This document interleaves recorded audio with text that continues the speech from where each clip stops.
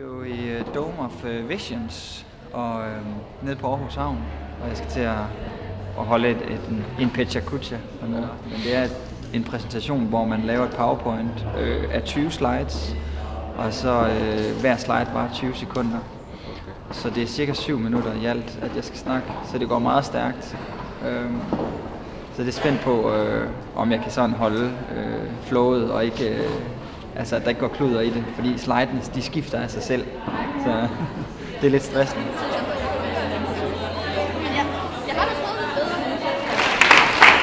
Tak skal I have. Jeg har været rigtig meget i tvivl om, hvad jeg skulle snakke om i dag. Jeg er kunstner og laver rigtig mange forskellige ting og vil fortælle om det hele. Jeg har valgt at fortælle en lille historie, som fylder meget i den måde, jeg er kunstner på i dag. Og den historie, den hedder Drab med kunst til følge.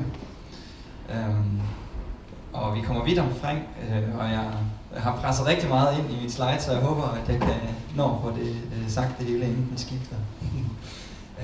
Men ja, lad os bare sætte den i gang. Det her, det er Warren Williams. Det er et mugshot af en fyr, som kommer til at ændre mit liv og min tilgang til kunst, fordi han tager kontakt til mig. Han sidder i fængsel for mord og fået barberet alt sit hår af, selvom han kun er 14 år på det her billede her. Jeg får en mail fra ham i 2014, fordi han har set mit kunst på Tumblr, hvor han også har en profil, og han spørger, om vi ikke skal lave et samarbejde. Og det skriver jeg til ham med det samme, at det vil jeg meget gerne. Men jeg tænker også over, hvad han er for en fyr, fordi jeg kan se på hans profil, at han har en masse selfies af sig selv, og de er alle sammen taget fra samme sted, og han hedder Prisoner of the Labyrinth inde på hans profil. Så jeg spørger ham, hvad sidder du i fængsel, og hvad sidder du inde for, hvis jeg må spørge? Og til det svarer han, at jeg kan google mig frem til, hvorfor han sidder i fængsel. Så det gør jeg, og jeg finder hurtigt nogle videoer med ham. Og hans 911-call er lagt ind på nettet, og hvor han ringer og siger, at han lige har skudt sin far 2 gange i brystet. Og hans far, han er død, og han er meget oprevet i telefonen og siger, at de skal komme og hjælpe. Og så er der en video, der viser, hvor Warren her, han er i retten og har fået linker på hænder og fødder. Og han får 20 år fængsel og kommer i ungdomsfængsel. Og her i ungdomsfængsel, der må han faktisk ikke gå på nettet eller noget, men han tager uddannelse derinde, hvor han har adgang til computeren. Og ved de computere der har han også adgang til nettet og får kontakt med en masse mennesker fra hele verden. Og en af dem, han kontakter, det er så mig. Og vi laver et byt, hvor nu sidder han med et af mit kunstværker, og jeg har fået tilsendt noget, han har lavet. Og han ligner jo ikke ligefrem en morder her. Jeg synes mere, han ligner en eller anden fyr fra et boyband. Og han er også lige så sød som en fra et boyband, synes jeg. Men gennem de næste 2 år, det er 2 år siden, vi begyndte at skrive med hinanden, der har vi sendt rigtig mange ting frem og tilbage. Og han har bombarderet mig med post for det her maximum security level 10 fængsel, han sidder i. I den her ånd med at bytte med Warren, der får jeg også lyst til at bytte med alle mulige andre. Så jeg begynder, og det bliver faktisk min hobby at kontakte folk på nettet og spørge, om de har lyst til at bytte eller lave et eller andet projekt sammen med mig, hvor vi sender kunst mellem hinanden. Og en af de fyre, som jeg kommer i snak med, det er Stanley fra Hongkong. Jeg vidste ikke, man hed Stanley i Hongkong, men det er mega fedt. Og vi lavede et portræt af hinandens hjem. Jeg står med et værk, han har lavet til mig, som jeg er vildt glad for, og jeg har lavet et portræt af hans hjem. Vi sendte hinanden billeder gennem e-mail, og det her, det er nogen fra Texas, som har fået mine rygmærker, ligesom jeg selv har rygmærke på.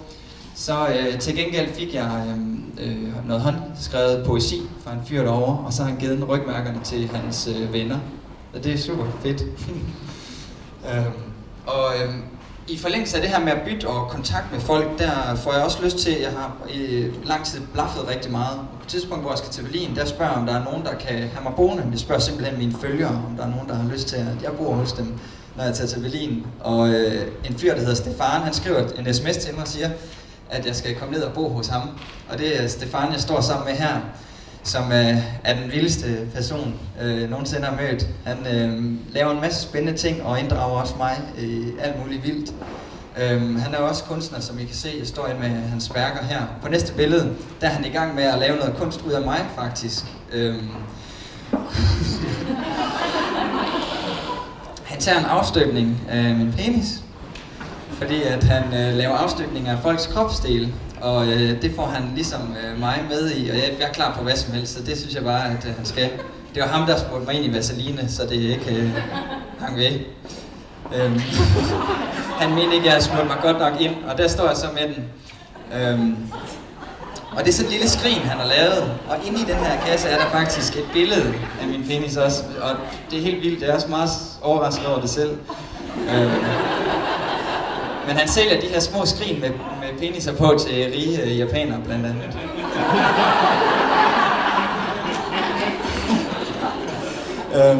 Men på det her billede var egentlig, det er svært at komme videre herfra. Det som illustrerer, hvem jeg har byttet med, altså jeg har byttet fra folk fra hele verden gennem de sidste par år, det blev en kæmpe stor ting for mig. Og noget jeg er rigtig glad for. Og i samme ånd er jeg begyndt også at lave kunstværker direkte på gaden, for jeg vil også gerne bytte med, eller altså give noget til folk, som kommer, som ikke er kunstnere, men måske også gerne vil have noget kunst. Så jeg tegner på storskrald, blandt andet her i Aarhus, men også når jeg er på ferie.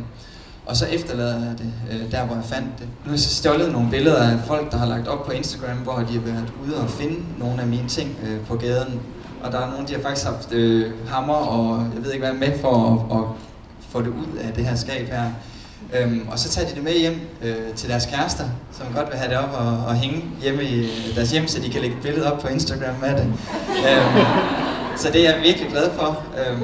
Og det er noget som, altså alt sammen det her med at give og bytte med folk og i hele taget være en kunstner som deler, er meget inspireret af Warren og meget af Warrens møde.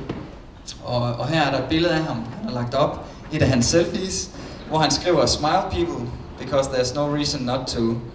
Og det synes jeg er vildt fedt, men han kunne lige så godt have skrevet "Share people, because there's no reason not to", fordi at det er det han gør. Han sidder inde i fængslet og sender sindssygt meget af hans kunst ud til folk fra hele verden. Og jeg var så heldig at være en af dem, som han kontaktede. Så